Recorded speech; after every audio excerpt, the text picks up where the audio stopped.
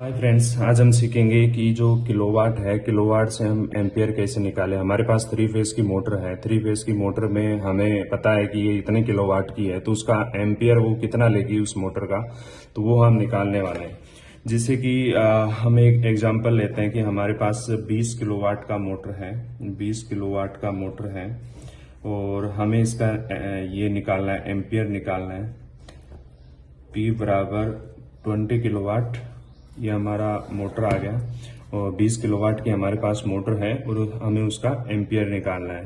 तो उसके लिए हम जो फॉर्मूला लेते हैं, I बराबर P बटे under root 3 into V into power factor.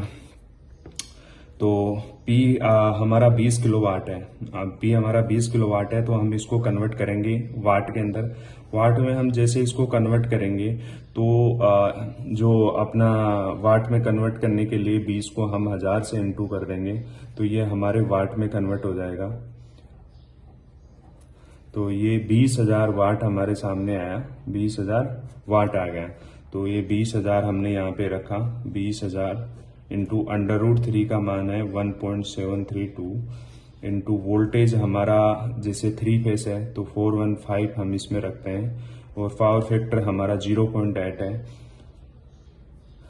ठीक है, अब हम जो 20,000 है उसको ऊपर रखेंगे और इसका अगर इंटू करते हैं तो इसके इंटू करने पर 575 इसका मान आता है। हम दोनों को डिवाइड करते हैं तो जो सामने आता है 34.79, मतलब अपने थ्री फेस का जो 20 किलोवाट की मोटर है वो 34 एम्पियर। हम इसका शॉर्ट की देखें कि हमें जैसे तुरंत इसका कुछ चाहिए, कहीं हमें मोटर का एम्पियर लेना है शॉर्ट की के लिए, तो हम इसका शॉर्ट की 1.7 से अगर इंटू करते हैं, जैसे 20 है तो 20 को 1.7 से इंटू कर देंगे, 34 एम्पियर आ जाएगा। मतलब अगर हमारे पास कितने भी है, जैसे 1.7 को इंटू 10 से करेंगे तो जो सामने आएगा 1.7 इंटू 10, 17 एम्पियर सामने आया। अपना 17 एम्पियर मोटर लेगी। तो मतलब किसी भी कितने भी किलोवाट की मोटर हो उसको 1.7, ये सिर्फ थ्री फेस का जो मोटर होगा उसी में अप्लाई होगा। 1.7 इसका शॉर्ट की है कि अगर हम 20 किलोवाट की मोटर है उसका तुरंत निकालना चाहें तो 1.7 से उसको इंटू करेंगे तो उतना एम्पियर वो लेगी।